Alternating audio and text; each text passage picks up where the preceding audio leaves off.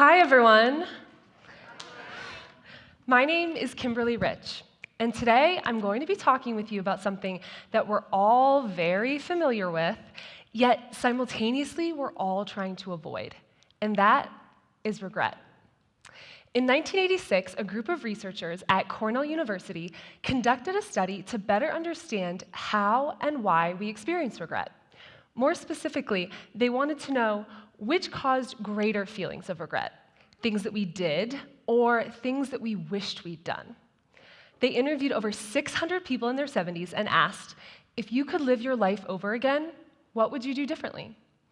While 12% listed the things that they had done, things that they regretted doing, a whopping 54% described all the things that they wished they had done, all the opportunities that they had missed out on. So why this discrepancy? Well, what they found was that the regret we feel for things that we've done, though intense, only lasts a short period of time, weeks, maybe months. But the regret that we feel for things that we missed out on, that can extend throughout a lifetime. So statistically speaking, more than half of you will get to the end of your life still feeling regret for all the things you didn't do. Why? Why is it such a common problem? Well, the simple answer, because most of us are scared, and we choose to lead an easy life. We choose to take the safe path, and by doing so, we start to rack up those regrets. But there is a solution. To lead a fulfilling, regret-free life, you just have to be willing to do one thing. You have to be willing to be bold. When I first had this realization that boldness was so integral to finding fulfillment, I devoted my life to spreading this message. I read book after book and attended seminars, and ultimately I started coaching people on how they too could embody a bolder lifestyle. I've spent the past 2 years interviewing inspiring individuals for my podcast, people who have been able to create adventurous, regret-free lives based on this one common theme, embracing their inner boldness. But before I tell you how you can start to be bolder in your life, I need to tell you how I got to this place. Because trust me, I was not always living this way.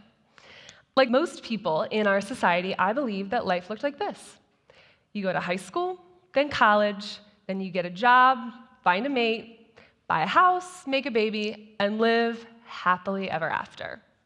Seems pretty easy, right? Well, I gave it my best attempt. I graduated college in 2008, which, as you may remember, was the best possible time that one could hope to be getting a job. So to be safe, I took the first job that was offered to me, and it ended up being the exact job I said I would never do. So for 2.5 years, I made cold calls to government employees, and I'm sure that they were as thrilled about it as I was. About the same time that I got my dream job, I also got into a very safe relationship with someone who was all wrong for me. We did the coupley things, we went on vacations, happy hours, nice dinners, but there was little to no passion. And I stayed with him for a year because I was too scared to leave. Well, the turning point came, like most big shifts in our life, slowly and then all at once. I started taking risks, first by leaving the relationship, and then eventually the job. And then at my next employer, I took another, even bigger risk by proposing an international remote work agreement, something that no one else was asking for. But ultimately, the biggest shift came when I read a little book called The 4-Hour Workweek. After reading Tim Ferriss's book, I had hope. And I stopped believing that I was stuck, feeling overworked and under-traveled for the rest of my life. I stopped believing that I was stuck driving an hour-long commute every day for the rest of my life. And in 2013, just 4 months after reading this book, through a series of very bold decisions, I quit my corporate job and I moved overseas. I spent the next 2 years traveling all over Europe and Southeast Asia, working anywhere that had a decent Wi-Fi connection. I studied things like internet entrepreneurship, which eventually led me to personal development, which led me to my business, the Bold Life Movement, and ultimately to this stage. What I hope you can see, though, is that this was a process that took time. The bold moves that I made evolved over the years. With every risk that I took, my comfort zone expanded. And with every bold action, I eliminated the potential for those future feelings of regret. Today, we're going to talk about how you can do the same. And I'll share with you 3 secrets that I've uncovered through hundreds of hours of research and interviews and years of personally living these truths myself. So, to avoid regret, number 1, ask for what you want. The quickest and easiest way to start getting what you want is to have the audacity to ask for it. This may seem so obvious and so simple, but for some people, asking for what they want is as terrifying as getting up on stage in front of a large crowd. But the truth is that we don't know what seemingly out-of-reach things can start to become within our grasp until we start to ask. I'll share with you a personal story. My mom somehow became a huge fan of an Australian-based TV show. And fortunately, the producers of the show know that without their fans, it just wouldn't be as successful. So throughout the year, they host these different events where the fans and the actors can come together. She has taken full advantage of this and flown all the way to Australia more times than I can count. So for her birthday last year, I thought it would be a really great gift if I could get the actor on the show to send her a happy birthday message. I knew it was a big stretch, but I figured, what do I have to lose? So the day before her birthday, I logged into Instagram. I opened a private message to him. I sat there for about 10 minutes with my finger hovering over the record button because I was very nervous. And then eventually, I recorded a video and hit send. The next day, I couldn't believe when his message came through. Not only had he actually responded to me, but he had sent the most thoughtful video ever. Fortunately, she and I happened to be Skyping at the time, and I was able to capture her reaction. Take a look. Happy birthday. Sorry, I'm just getting the hang of this video thing on Instagram, but I hope you're having a wonderful day. I've missed you. It's been not the same since you've been back. It's always awesome to have you here. So much fun. With your support throughout, the distance, the 39 steps. And I'd love to get over your way sometime and love to have you back sometime. So have a wonderful day. All the best. Love and kisses. How did you do that? I just asked him. She's so happy, right? Hopefully you can see how being bold enough to ask for what you want doesn't just benefit you. It can benefit the people in your life, too. The interesting thing is that most of us underestimate how likely people are to say yes. A recent study at the Stanford Graduate School of Business illustrates this point really well. They had participants go out with the goal of getting 5 strangers to complete a short questionnaire. They also asked the participants to estimate how many people they'd have to approach to reach this goal. Well, most of the participants overestimated how many people it would take. In fact, they thought it would take twice as many as it did. To get those 5 signatures, on average, participants only needed to ask about 10 people. That's a 50% success rate, which is comparable to what had been seen in other studies. So, if you are 50% more likely to get what you want just by asking, why would you forego that opportunity? It could be as simple as asking the barista to fix your coffee order because they messed it up, or asking for an upgraded seat on your next flight. It could be asking your boss for the afternoon off simply because you need a mental health day. Having the audacity to ask for what you want doesn't make you an asshole. Being bold doesn't make you a bad person. At the end of every podcast episode, I ask my guests to tell me what their definition of leading a bold life is. One of my favorite all-time responses came from former lawyer turned travel writer and food blogger Jody Ettenberg.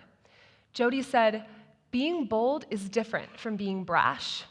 There's a subtlety and a roundness to being bold that is classy. It means being unapologetic about the things that you love in life." Isn't that great? It's not aggressive, it's confident. If you're not willing to ask for the small things, how are you going to be willing to ask for the things that really matter? Today, it's a better table at a restaurant, but next year it could mean having the guts to ask your spouse to move your entire family across the country for a job that you really want. Too often, we forego asking for what we want because we're scared of being judged, we're scared of imposing, or we're scared of being told no. Newsflash, if you don't ask, the answer is always no. And here's a pro tip. Sometimes the best possible time to ask is after you've already heard that initial no. One of my favorite personal examples of what can happen when you refuse to take no for an answer came when my dad was discharged from the US Air Force halfway through officer training school. Now, you should know that my dad spent his entire life preparing to be a pilot in the Air Force. He got his pilot's license at 16, he graduated college in 3 years with a degree in aviation, and he aced all of his aptitude tests. But halfway through training, they faced an overage of officers, so they changed their policies and made some cuts. Well, my dad, being a very reasonable man, decided to write a letter to the person in charge of the entire military. If you don't know, that person is the commander-in-chief, sometimes called the President of the United States. His bold letter to President Ford earned him a phone call from the Pentagon just a few days later. And within 4 years, my dad had been reinstated, he had completed officer training school, and he had earned his wings. He spent the next 23 years serving his country and living out his dream. What dream are you giving up because you're so willing to accept no as the answer? Or worse, not make the ask at all? To avoid regret, you have to be bold. So ask for the little things, ask for the big things, ask for the things that no one else is asking for. You never know what people will be willing to say yes to until you give them the chance. The second way to avoid regret is to think different. In the 90s, Apple nailed it with their Think Different ad campaign because they weren't just improving the way that we listen to music or the way we use computers, they were creating an entirely new way of doing it. They were willing to think outside the box and to challenge the status quo to get what they wanted. And ultimately, if you want to get what you want, you have to be willing to do the same. Last year, one of my favorite authors and bloggers, Chris Guillebeau, came through Austin on a book signing tour. I was determined to show him my appreciation for his work when it came time for him to sign my book. Now, I knew the best way to do that was to just be myself and to accept that that meant being a bit different from everyone else in line. For me, the most authentic form of appreciation is a handmade gift. So, I made Chris a watercolor, illustrating all the ways that his work had impacted my life. Naturally, I was terrified to give it to him because I didn't want him to think I was some wacko fan. But when it came time for him to sign my book, I jumped up. I was the first person in line, too nervous to wait. And in the end, he was so touched and so taken aback by the gesture that he ended up asking me for my contact information. By thinking differently about that opportunity, I was able to leverage it far beyond what I ever could have imagined. Since then, Chris has been a guest on my podcast, and last year he even invited me to host a session at his annual conference. To avoid regret, you have to be bold. If you want to create opportunities in your life, be willing to think differently, be willing to challenge the status quo, and be willing to stand out. The third and final secret to avoiding regret is to trust your gut. Only you know what is best for you. And if you want to lead a fulfilling and authentic life, then you need to be willing to fulfill your dreams and desires no matter what anyone else in your life thinks, says, or would do. Let me share with you a personal story that may surprise you. When I was in high school, I used to spend a lot of time on AOL Instant Messenger. So much time, in fact, that I ended up meeting a long-distance boyfriend and falling in love.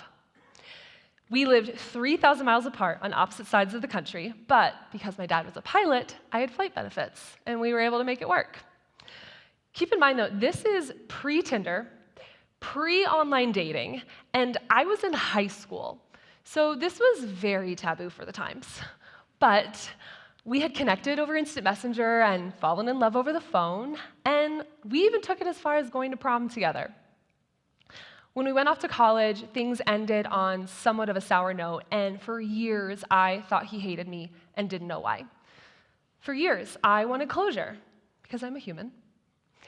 Fast forward to 2015, 10 years later, I found myself in his hometown attending a conference. This was the first time I had been back since I was 17, so I looked him up. At first, I took the usual routes: Facebook, found nothing; Instagram, nothing; Twitter, LinkedIn, Google, all dead ends. According to the internet, he was virtually non-existent. It wasn't until I found a single Google image posted by his then employer did my luck start to change. But there was no email address. So I decided to pay him a visit at his office. If alarm bells are ringing in your head and red flags are flying in front of your face, that's probably a very normal reaction. But I wasn't concerned with being normal. I was on a mission. I somehow convinced a good friend to come with me as moral support, and to get myself pumped up, we blasted Eye of the Tiger in our rental car as we drove down the street to his office.